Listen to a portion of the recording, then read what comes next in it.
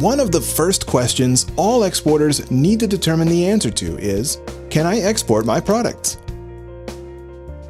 To answer this, you need to become familiar with export control laws and regulations and determine if your product, buyer, or end destination requires a U.S. export license. The good news is, most products do not need a license for export. However, some do, and legally, it's your responsibility as the exporter to comply with U.S. government exporting regulations. To get started, you should look at the following factors: what you are exporting, the product or service, who will be receiving your export, where they are located, and if any red flags are present. There are two main agencies that regulate U.S. exports. The first, the Bureau of Industry and Security, administers the Export Administration Regulations, or EAR. These regulations govern products that have a military or dual military and civilian use. Your responsibility as an exporter under the EAR is to check if your product is on the Commerce Control List to see if it has an Export Control Classification Number, or ECCN. If the product is on the Commerce Control List, you will need to collect more information, such as where it is going, to whom it is going to, and to what the end use is, to determine if a license is required. There is no fee to apply for a license, and help with the application is available.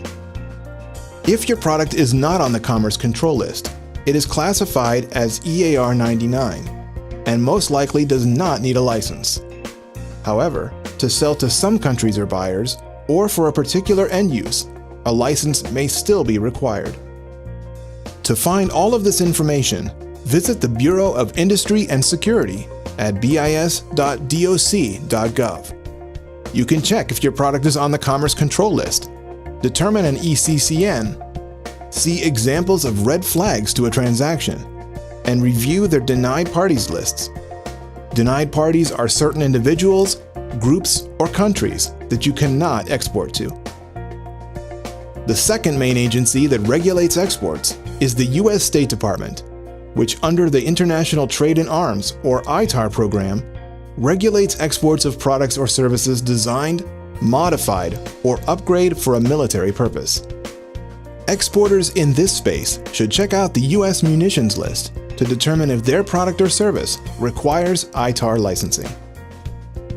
Additionally, the Office of Foreign Assets Control, or OFAC, at the U.S. Treasury Department has a separate list of denied parties with whom exports are prohibited.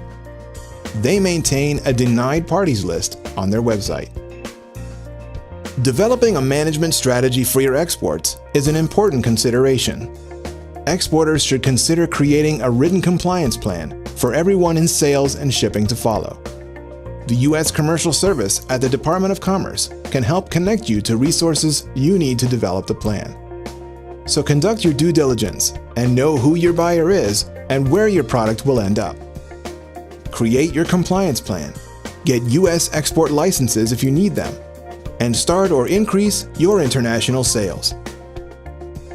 For more information on the export process, you can watch another video in the Export Basics video series, register online at export.gov to receive valuable export information, and explore our export guides and trade events calendar on the export.gov website.